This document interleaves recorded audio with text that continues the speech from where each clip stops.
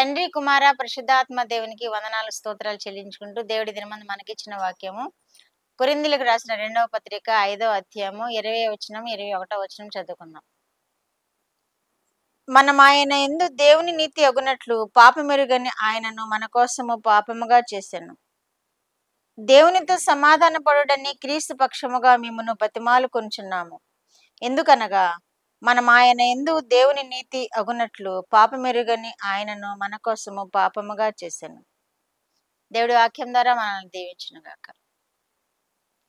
ఈ వాక్యము మనకి దేవునితో సమాధానం పడుట అనే అంశం గురించి నేర్పిస్తుంది. దేవునితో సమాధాన పడండి అనే వాక్యం తెలియజేస్తుంది.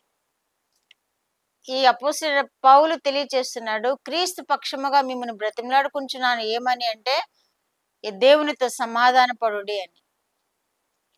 మనం సమాధాన పడినప్పుడు యేసుక్రీస్తు ప్రభు వారు సంతోషిస్తారు, దైవ సేవకులు కూడా సంతోషిస్తారు. దేవునితో సమాధాన పడుడి, మిమ్మల్ని బతిమాలుకుంటున్నాను అని కూడా ఉంటున్నాడు. ఎందుకనగా మనం ఆయన యందు దేవుని నీతి అగునట్లుగా పాపమెరుగని ఆయనను మన కొరకు పాపముగా చేసెను. అందుకని మనము దేవునితో సమాధాన పడాలి.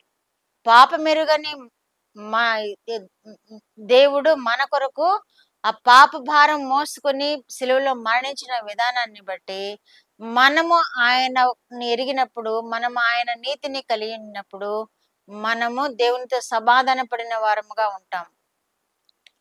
దేవుని నీతి అగునట్లుగా పాపమెరుగని ఆయనను మన కొరకు పాపముగా చేసెను. యేసుక్రీస్తు వారు పాపం ఎరుగకపోయినప్పటికీ మనము దేవునితో సమాధాన పడాలని, మనము దేవునిలో నీతిమంతులముగా తీర్చబడాలని ఆయనను పాపముగా చేసెను అని వాక్యం తెలియజేస్తుంది. కాబట్టి మనము మన కొరకు అంత గొప్ప త్యాగము చేసిన యేసుక్రీస్తు ప్రభు వారిని బట్టి, మన కొరకు అంతగా సిలువ యాతన అనుభవించిన యేసుక్రీస్తు ప్రభు వారిని బట్టి మనము తండ్రి అయిన దేవునితో సమాధాన పడినప్పుడు మనం ఆయన బిడ్డలముగా జీవిస్తాము. యేసుక్రీస్తు రక్తం ద్వారా మనం శుద్ధులు కాబడతాము. మనము ఆయన చేత నీతిమంతులముగా తీర్చబడతాము. దేవునితో సమాధాన పడండి అని తెలియజేస్తుంది వాక్యం. దేవునితో సమాధాన పడండి.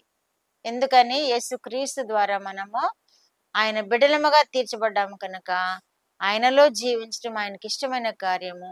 యేసుక్రీస్తు రక్తం ద్వారా మనం కడుగబడిన వారము కనుక తండ్రి చేత సమాధాన పరచబడిన వారమై ఉంటాము. యేసుక్రీస్తు రక్తమును మనము శుద్ధీకరించబడిన అనుభవము కలిగి ఉన్నాము కనుక దేవునితో సమాధాన పడిన వాళ్ళమవుతాము. కాబట్టి యేసుక్రీస్తు ప్రభు వారిని మనం సేవిద్దాము.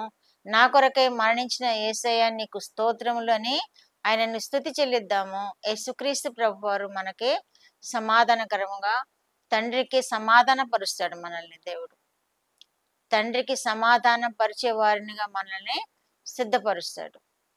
యేసుక్రీస్తు ప్రభు వారిని మనం ఆరాధించినప్పుడు, యేసుక్రీస్తు ప్రభు వారి మాటలను మనం ధ్యానించినప్పుడు, ఆయన శిలువ మరణ పునరుద్ధానాలు మనం జ్ఞాపకం చేసుకున్నప్పుడు, మన పాపముల కొరకే ఆయన పాపముగా చేయబడ్డాడని మనం ప్రార్థించినప్పుడు తండ్రి అయిన దేవుడు మనల్ని సంతోషింపచేస్తాడు, మన యందు ఆనందిస్తాడు. మనము సమాధానముతో ఆయనతో సమాధానము కలిగి ఉండే కృపను కూడా అనుగ్రహిస్తాడు. ప్రార్థన. మా దేవ, మా ప్రియ పరలోక ప్రభువా, మీ పరిశుద్ధ పాదములకు వందనాలు, స్తోత్రాలు. మా రక్షకుడు అనే యేసయ్య స్తోత్రములు, పరిశుద్ధాత్మ దేవ స్తోత్రములు, ఇచ్చిన వాక్యం కొరకు స్తోత్రములు. మా కొరకై పాపముగా చేయబడిన యేసుక్రీస్తు కొరకై మీకు స్తోత్రాలు ప్రభువా. మమ్మల్ని నిత్యము నైనా యేసుక్రీస్తు రక్తంలో కడుగబడిన అనుభవంతో నిత్యము నైనా మేము మీ బిడ్డలుగా జీవించే కృప దయచేయండి ప్రభువా. వింటున్న బిడ్డలందరినీ మీరు ఆశీర్వదించండి ప్రభువా. నాయన మీతో సమాధాన పరచుకోండి ప్రభువా. మీతో నైనా నా తండ్రి ఆనందింప చేసుకోనండి ప్రభువా. మీరే మహిమ పొందమని యేసుక్రీస్తు వారి పేరటి మనవులు మీ పాదముల యొద్ద వేడుకుంటున్నాను పరమ తండ్రి. ఆమేన్.